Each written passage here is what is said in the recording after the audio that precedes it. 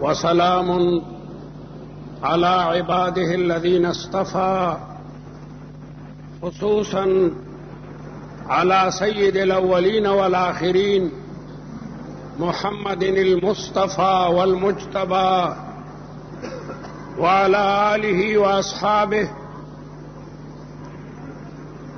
شموس الفضل وأعلام الهدى. أما بعد، فأعوذ بالله من الشيطان الرجيم.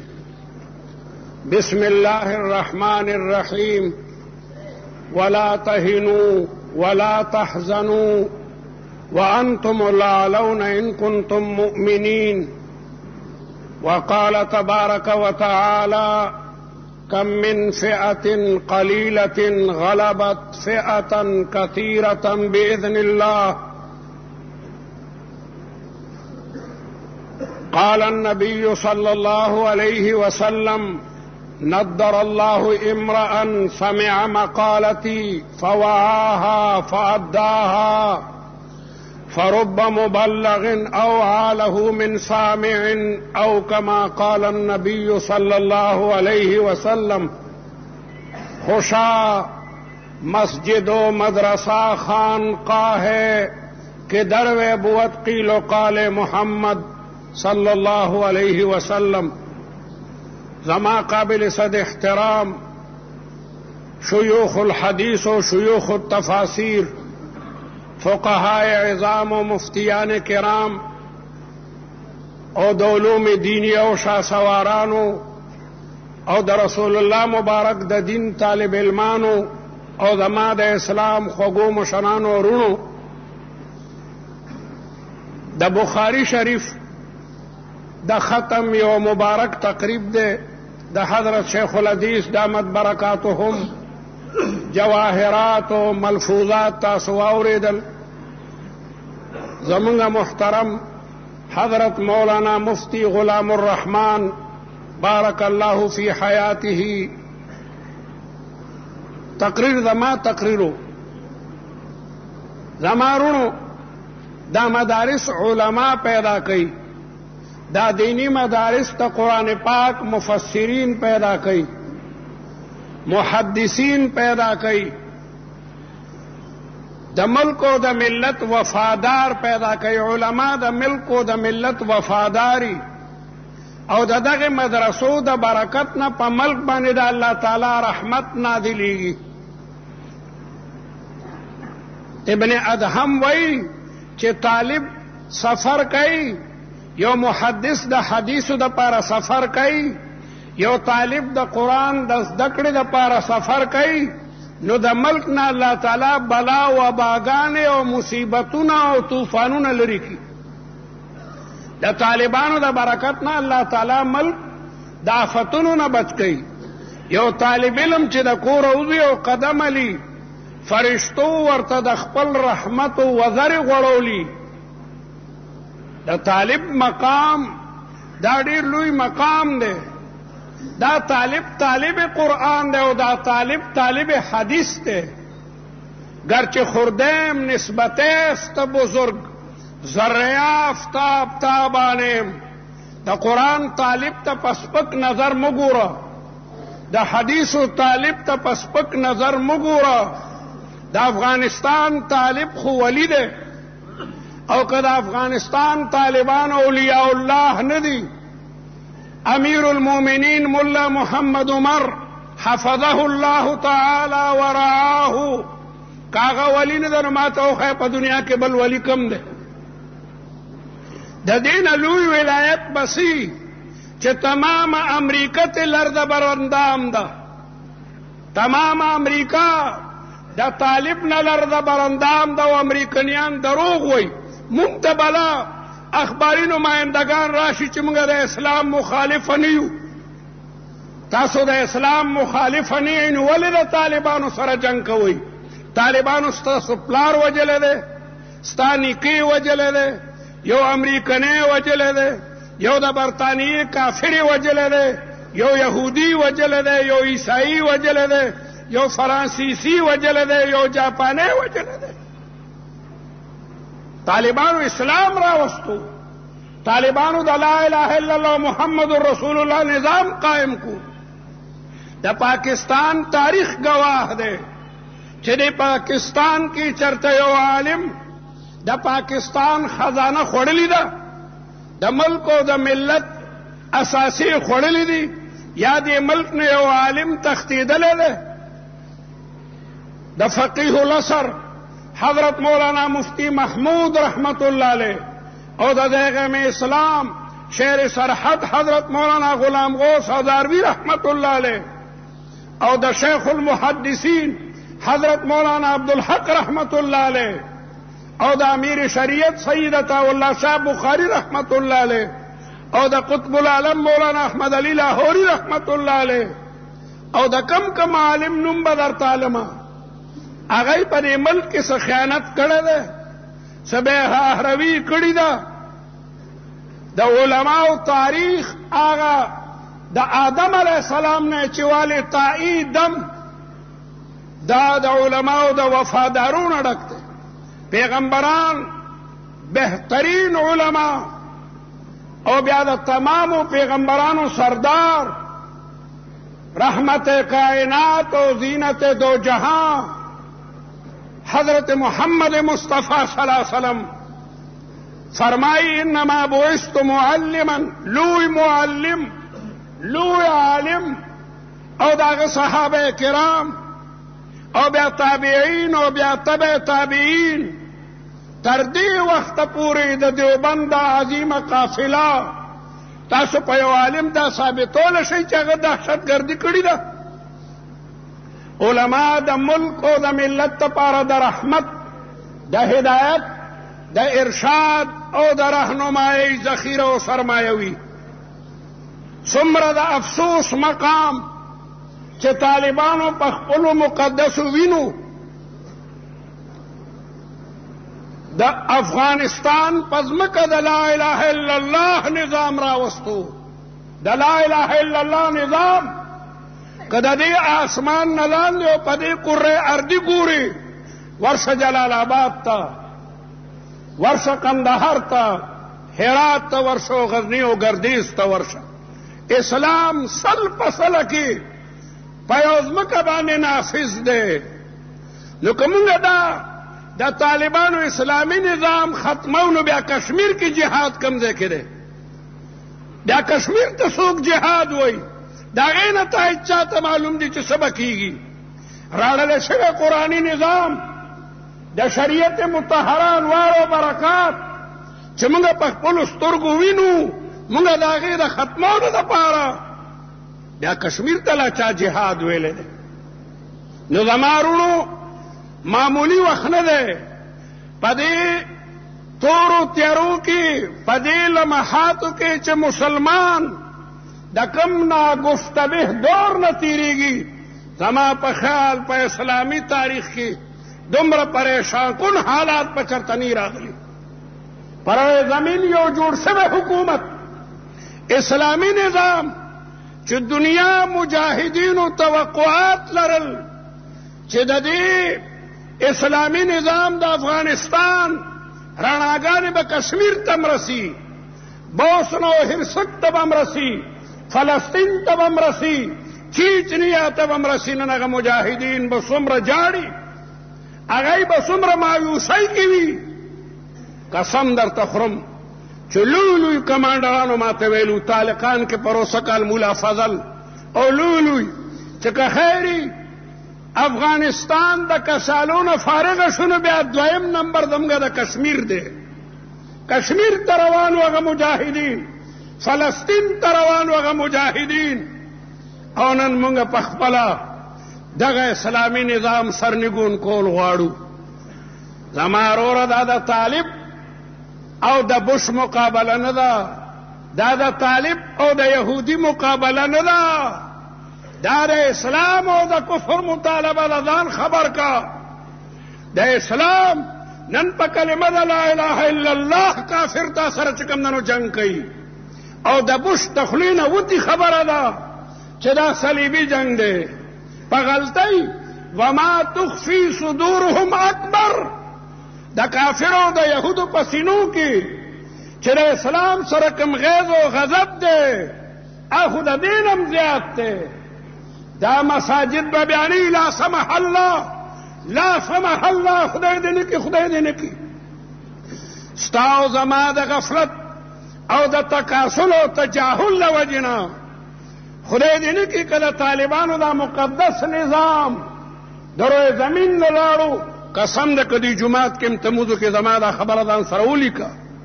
په دې جومات کې به بیا ستا اذان نه کېږي، په دې مدرسو کې به قال الله او قال الرسول لا اورې، او بیا به تم د هغه په مخ کې وایي چې زه عیسایي یم. ته په زندګۍ دومره مینې، ته په تجارت دومره مینې، ته په خپل ملازمت دومره مینې چې ستا د خولې نه د حق آواز اوس نوځي.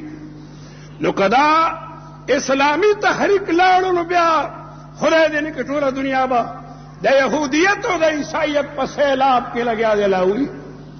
معمولی حالات نه دي. لمثل هذا يذوب القلب عن كبد ان كان في القلب ایمان و اسلام. د چا په رګونو کې چې د ایمان حرارت قسم ده کاغه ته خوب وردي. هاي سلطان صلاح الدین ایوبی نشتنو صلیبی جنگ کے سلطان صلاح الدین ایوبی دلے ونو غندے بگردیدو، نور الدین زنگی بدلے ونو غندے گردیدو. چلے بے والی وا اسلاما ہوا اسلاما، پا اسلام باندے یرغل لے، پا کلمہ باندے جنگ دے مسلمانا. تو د پروتی پا تجارت کی چه زما دمرا ار پا تجارت تے و زما دمرا کروڑا، زما لس دکانا ولی ندی، زما دا ملازمت دا دین اوچت ولی ندی. قسم میرے پخدی پا زندگی کی دمرا سخ حالات منو کتلی چه پدا سے حالاتو کی کافر خو کافر دے، مسلمانانم چبا دا طالب پا تائید کنا. زمارونو دا جڑا وقت دا جڑا شپا کے پاس ہی اللہ تا اجاڑی، تحجدو کے اللہ تعالیٰ تا جڑاو کئی. دلا بسوز کہ سوزے تکا رہا بکنت، دعائے نیم شبت دفع صد بلا بکنت. زنانا باقیدہ بازی مومنان زنانا روجی نسی، پدان نظرون من لیدی، دا قرآن مجید تلاوتو نہ کئی. سحر وقت سورت یاسین و سورتو نہ ہوئی چو خدا دا صافت مسلمانانو تا مخامخ شوید. پا امریکہ باندے آسمانی سائقی چا نازل کی؟ یہودو دا ٹولا کاروائی کری دا، او اگئی سر دا دے شواہد موجود دی. سلور در شہیدان پا دغی مکان تا نرازی. یہودو تسترگی نسی نیوے اوچ پا اوچا دا افغانستان حکومتی دا بیخکنی تا مخامخ کرده چه منگا لوی دهشتگرد خوبشته داغنا پا دنیا کی لوی دهشتگرد نشتا. پا عراق کی سوکل، پا لیبیا کی سوکل، او پا بوسنا ہرسک کی سوکل، او لگیا دے پا نور ملکونو کی سکی. سمرا افغانان معصومان بچی، زنانا و بوداگان دخپل کرونا نراوت لی او پا غرونو کی او دا پاکستان پا سرحداتو باندې روان دی. دا دهشتگردی ندا ستا دا لاسا سمرا لکا کرونا لگیا دے پا یو عذاب کی مبتلا دی، پا یو عذاب کی. او دا تسلی لرا افغانستان کی دا صحابہ کرامو قدمونا لگی دلی دی. دیزمکی برطانیت ٹکری ورکڑی دی. دا غزمکی دروس بنیاد استا دے. او نیکولایویچ ذکر مسلمان شو چاگو قتل چه منگا دروس تمام ساز و سامان او تمام روسی کائنات پا افغانستان داو کر، لیکن بیام منگا تی ذلیل ہوتو. ناغا دا اسلام مطالعہ شروع کا، دا اسلام حقانیت ورطا معلوم شو، نو دا لا الہ الا اللہ محمد رسول اللہ کلمہ اوہلا مسلمان دے.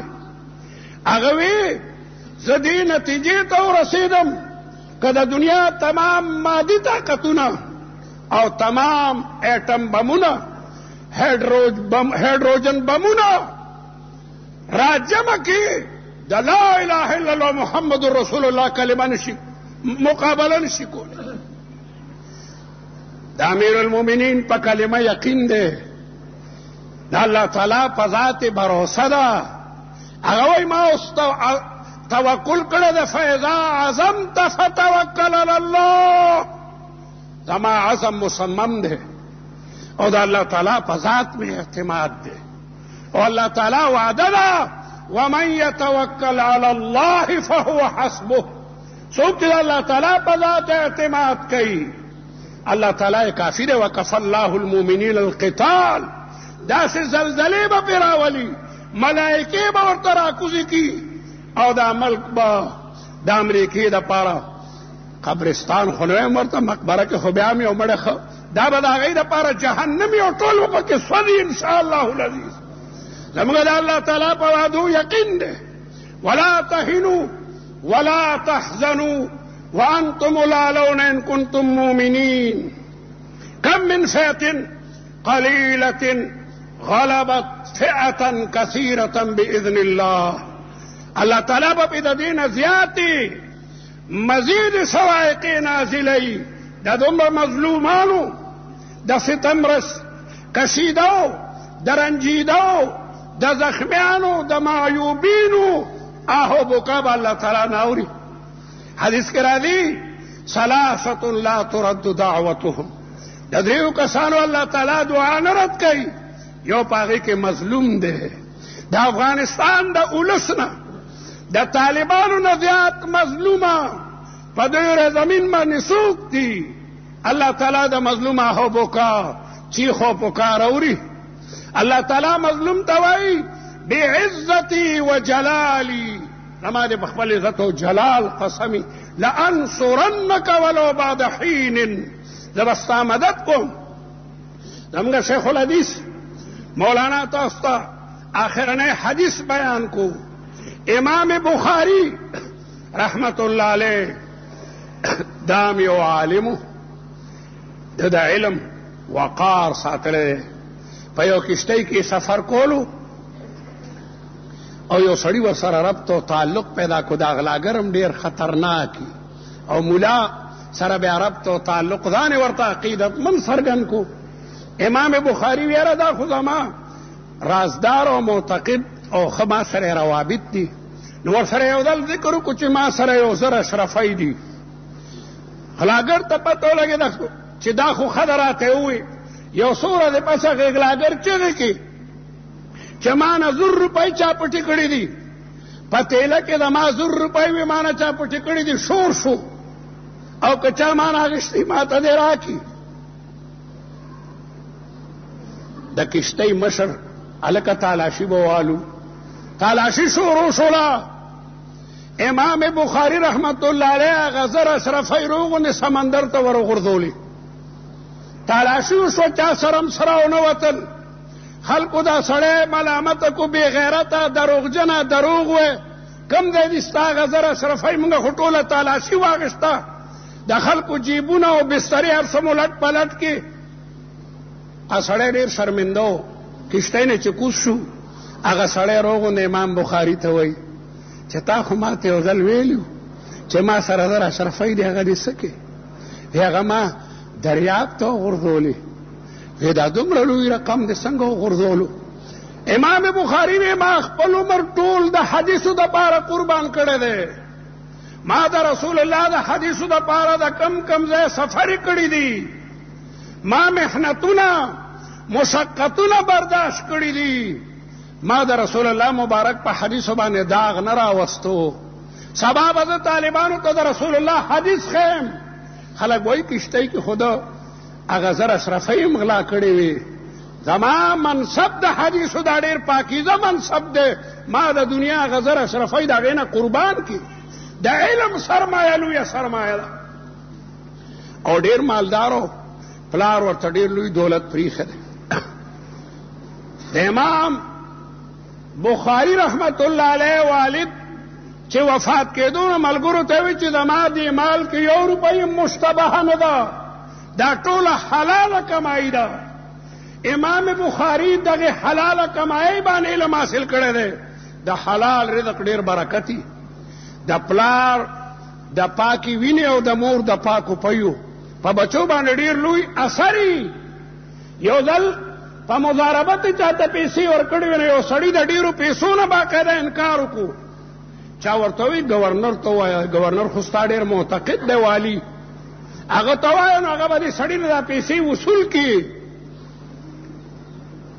امام بخاري ورته دا کار نه کوم دا کار نه کوم که گورنر زما رقم دنه وصول کړي سبا به گورنر ما باندې یو ناجایزه خبره جایز کوي راته وایي په دې باندې دستخط وکړه زما مال دی قرباني لیکن زه په ناجایزو باندې دستخط نه شم کولی نو زما رونو علماو په هر دور کې ستا د کتاب الله او د سنت الرسول هغه چې کوم نه حفاظت کړی دی نن دا طالبان څوک دي هم د دغه مدرسو فارغین دي دا طالبان د دغه مدرسو نه فارغ شده دي دا د دارالعلوم حقانیه د جامع اشرفیه او د خیر المدارس او د بن نوري ټاون د دارالعلوم کراچۍ او د امداد العلوم او دغه مفتی صاحب او د اکابرو د قاری صاحب شاګردان دي د یالته په خپل وینو باندې د لا اله الا الله محمد رسول الله نظام قائم کو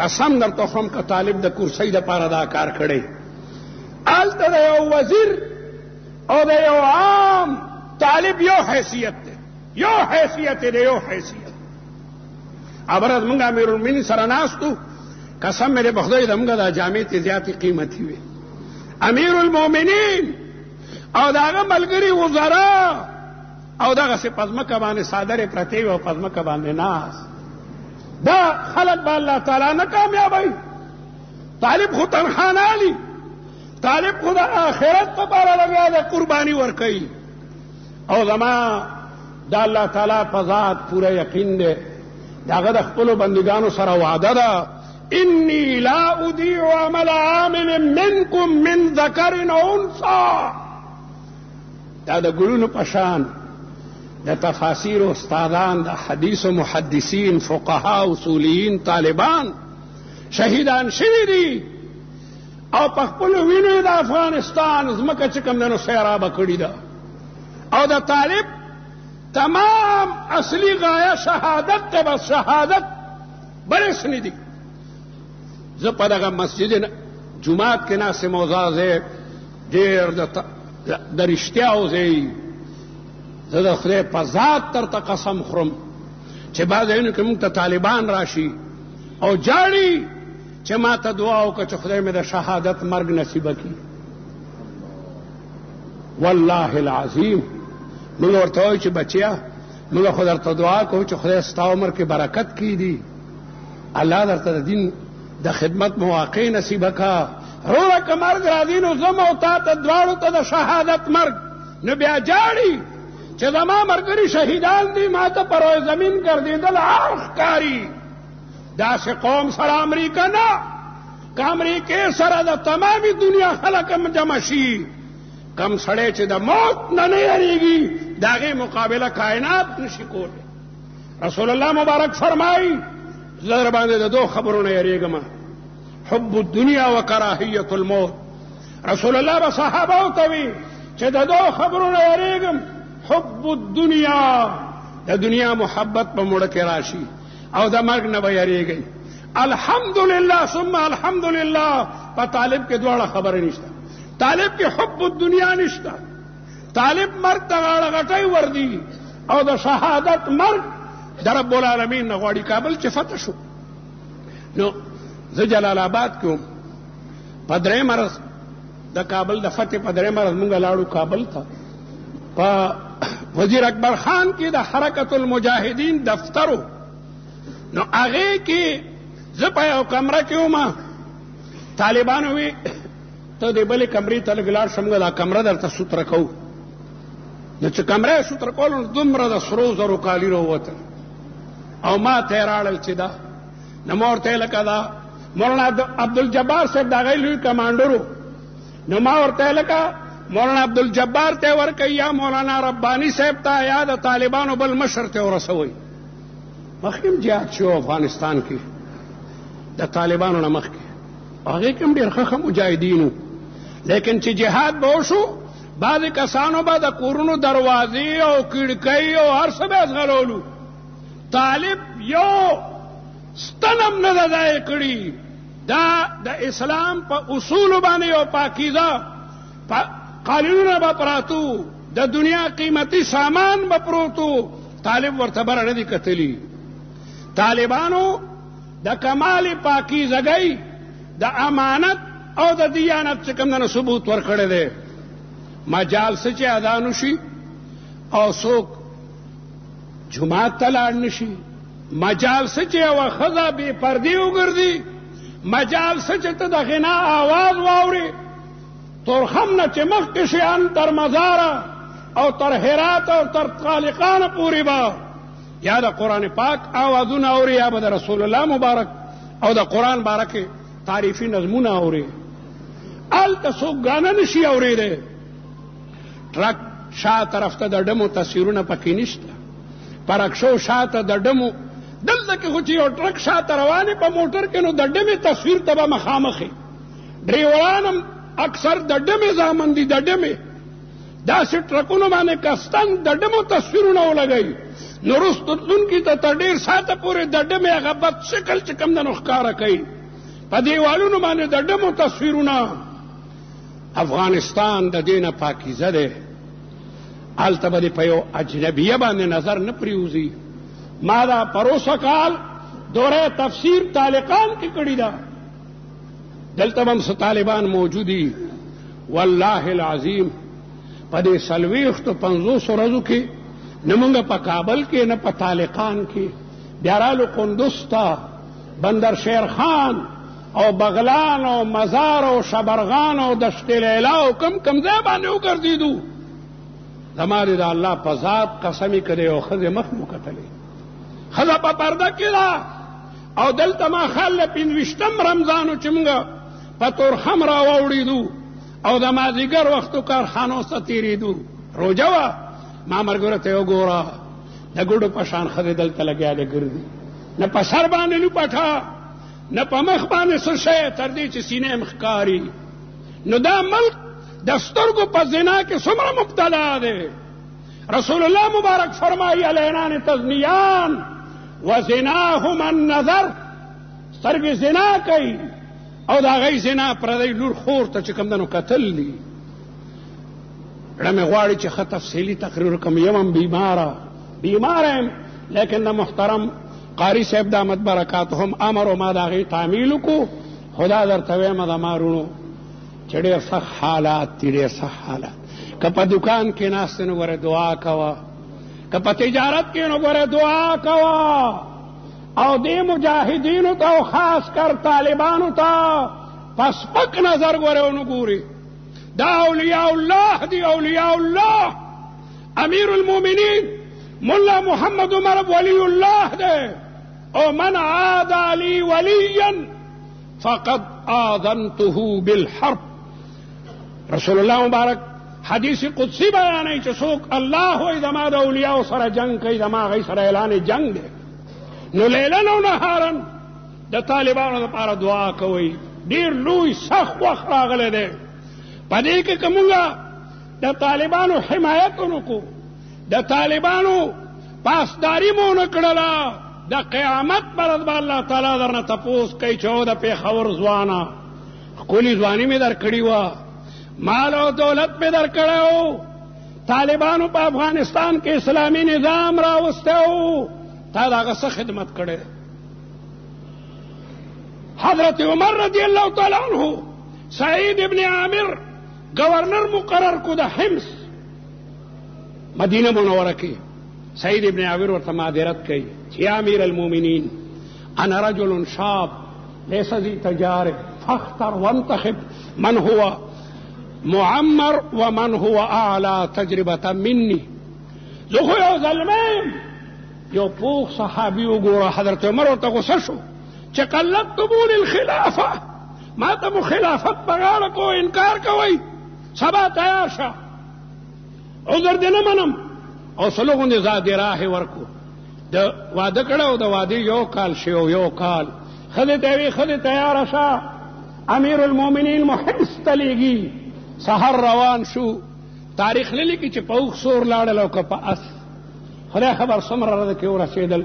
د مدینې منورې نه حمص تقریبا 1.5 میله لرې دی. هلته ورغی، د مخکیني ګورنر نه یې چارج واخیستو او په دویمه ورځ ورته ښځې ډېرې پیسې ورکړې. ښځه ډېره مالداره وه، د مالدار لور وه، ځان سره یې پټې پیسې وړلې وې. سعید ابن عامر ته ویې خاونده حمص ډېر یخ دی، ستا په بدن هم نری جامې دي او زما په بدن هم نری جامې دي، ځان ته یو ګرمه جوړه راړه او ما ته هم ګرمه جوړه راړه.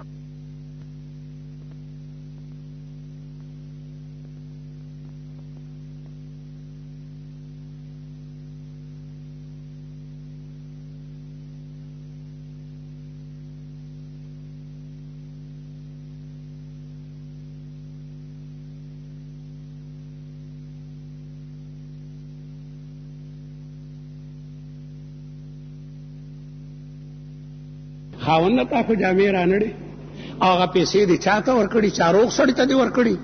بی بېغمه شه، داسې ځای کې مې ورکړي سراسر نفع ده. بیا دوه ورځې پس ورته تا خو جامې رانړې. او بی په حمص کې ډېر غریبانانو کمیسونه یې شلېدلي وو، د چا څادرې شلېدلې وې، ډېرې زنانه وې لوپټې نه وې. ستا لوپټه شته، کمیس او پرتوګ دې شته، زمام صادر او کمیس او ما هغه ټولې تقسیم کړي. ښځه یې خفه شوه. ده ورته وګوره بیبي که ما سره د رسول الله مبارک او د ابوبکر صدیق او د عمر په شان ژوند تېری خو یا لها من سعاده. که خفه نو مور او پلار کره به دې بوزم. د صحابي بیبي وه، بینه زه د رسول الله مبارک او د شیخینو مبارک په شان تا سره زندګي تېروم. کال تیر شو، کال حضرت عمر ناڅاپه راغی. امیر المؤمنین به په خپلو گورنرانو ګرځېدو، ناڅاپه راغی.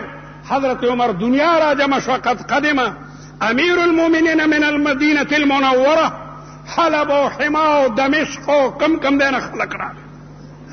لویه اجتماع ده. امیر المؤمنین یا اهل الشام کیف وجدتم امیرکم؟ دا گورنر مو څنګه دی امیر؟ ټولو خلقو به یک زبان جواب ورکو چې والله لنعم الامیر. گورنر ډېر پسندیده او ډېر غوره دی. حضرت عمر ډېر خوشحاله شو چې شکر دی ما د ښه زلمي انتخاب کړی دی، لکه ټول خلق د هغه د امانت او دیانت تعریف کوي.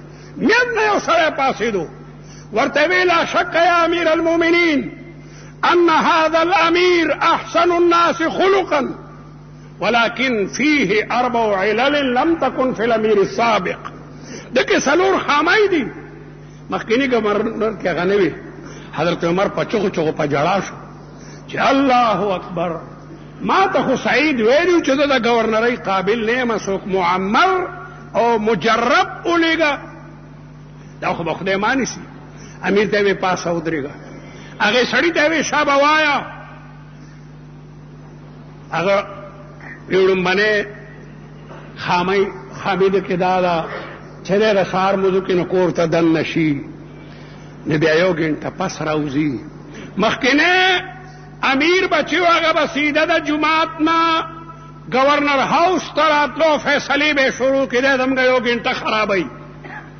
حضرت عمر سعید ابن عامر ته د غصې په نظر وکتل. هغه ویې صح، اعتراض بالکل ټیک دی، زه دا کوم.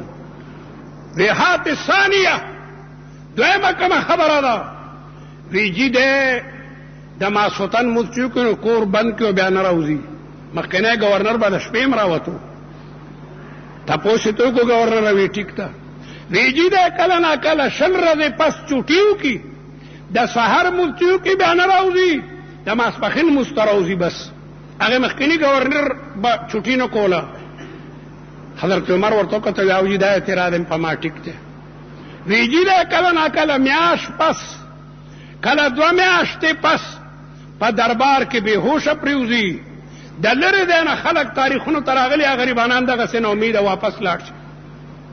حضرت عمر سعید ابن عامر ته قم واجب عن هذه الاسئله واحده بعد واحده. د دې اعتراضاتو یکې بعد دیګرې جواب ورکړه.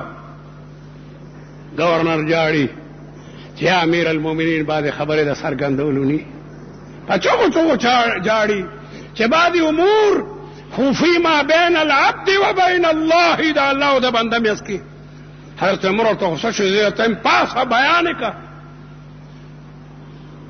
جاړي او په جړه کې لګیا دی جواب ورکړي چې د دې سړي منی اعتراض په ما ټیک دی زه د سهار مونځ کوم نو زه کور ته لاړ شم نو زه په خپلو لاس اوړه واغږم لږه مې خمبیره شي نو بیا د هغې نه دوه ډوډۍ پخې کړم یو زه وخورم یو زما بیبي وخوري زه د بیت المال نه خادم ځکه نیسم چې هغه د تمام ملک مشترکه دولت ته نو ما ته هغه جایز نه دی حضرت عمر زړه خوشحاله شو او دعاګانې ورته ورکړلې چې دا خو د کمال امانت دی او دویم اعتراض هم ټیک دی زه چې کله مسلمان شم ځکه ما په ځوانۍ کې د کفر ډېر نازیبا کارونه کړي دي چې اسلام مې راوړو نو ما د خدای سره واده وکړه چې خدایا دره دې به د دنیا کارونه یې شپه مې ټوله به تا سره یې بس نو زه هغه واده نه شمه ماتولی د شپې نه زه په خپل عباداتو او تلاواتو کې مشغول یم او دریم اعتراض هم ټیک دی زه شل ردې پس یا پنځلس ردې پس د سهار مونځ وکړم نو زما صرف یو جوړه ده هغه زه ووینځم نو بله جوړه مې شته نه څادر نه مې لنګ والی نو ماسپښینه پورې په مشکله باندې وچه شي ځکه یخ علاقه ده دې وجې نه زه ناوخته یو ورځ کله نه کله ناغه کمه او دا څلورم اعتراض هم ټیک دی دا زما دماغي کمزوري نه ده چې زه بېهوشه شم ما ته یو واقعه را مخکې شي زه ځوان وم او کافر وم په مکه کې کافرانو د رسول الله او صحابي قتل لپاره میدان ته استو حضرت خبیب رضی الله تعالی عنه کافرانو میدان ته راوستو هغه بیا وایي ما ته لږ اوبه راکوئ چې اودس وکړم اودس یې وکړو نو 2 رکعته نفل یې وکړل بیا کافرانو ته ویړه مې غوښته چې دا مونځ مې اوږد کړی وی لیکن کافران وایي چې مسلمان نه مرګ نه هېرېږي نو اوږده اوږده نفلونه کوي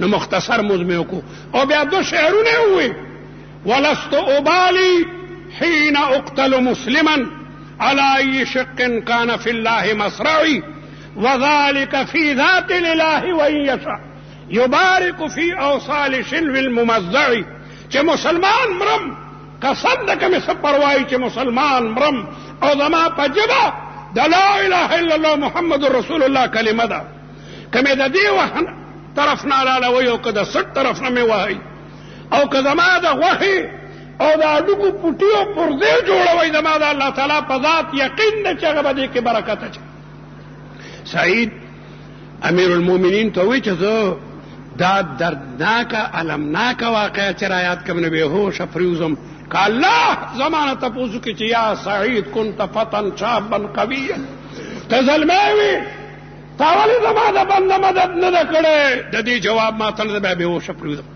حضرت عمر پاسېده او جړلې او خپل ګورنر یې په تندي باندې ښکل کو چې د عمر دغسې ګورنران نو الله تعالی به عمر نه شرمنده کوي او نه به یې رسوا کوي نو لکه څنګه چې سعید ابن عامر بېهوشه کېدو چې ما ولې د خبیب مدد نه ده کړی ته به هم یو ورځ که خیري دغسې بېهوشه کېږي تا نه به الله تپوس کوي ځوان وې مالداره وې تا د طالبانو څومره مدد کړی ستا په موجودګۍ کې طالبان خلکو دغسې په میدان کې یوازې پریښي وو د هغوی بل جرم نو وما نقموا منهم الا ان یؤمنوا بالله العزیز الحمید د هغوی جرم د لا اله الا الله کلمه وه هغوی په خپل وطن کې د قرآن نظام راوسته او د دنیا د مجاهدینو په هغوی باندې اعتماد و نو ځان سره فیصله وکړئ معمولی حالات نه دي د کفر او د اسلام جنگ دی او ستا او زما په دې کې څه فریضه ده موږ خو د لا اله الا الله کلمه وایو یا کلمه پرېږده یا مکن با فیل بانا دوستی یا بنا کن خانه برانداز فیل یا کلمه پرېږده بس چې کلمه د کلمې تقاضاګانې دي قربانۍ دي دا به ته ما باندې راځي الله دې موږ ته ثبات استقامت استحکام نصیبه کړي الله دې امیر المؤمنین او د هغوی د ملګرو یو ویښته نه ازاروي او په کفرو فجرو د دې نه زیات صواعق محرقه نازل کی. دا به تاسو له ناصر خان اسلامي کیسټ هاوس، بیرون کچهری گیټ، اشرف روډ، سرای فقیر خان، پیښور ښار کې د ناصر خان سرار سات ملاویږي. حضرت عمر پاسې د جړلې او خپل گورنر په تندي باندې خپل کو چې د عمر دغه څه گورنران نو الله تعالی به عمر نه شرمنده کوي نه به رسوا کوي. نو لکه څنګه چې سعید ابن عامر بېهوشه کېدو چې ما ولې د خوبه مدد نه کړه ته به مې ورځ که خیري دغسې بېهوشه کېږي. تا نه به الله تپوس کوي ځوان وې مالداره وې تا د طالبانو څومره مدد کړی ستا په موجودګۍ کې طالبان خلکو دغسې په میدان کې یوازې پرېښي وو د هغوی بل جرم نو وما نقموا منهم الا ان یؤمنوا بالله العزیز الحمید. د هغوی جرم د لا اله الا الله کلمه وه.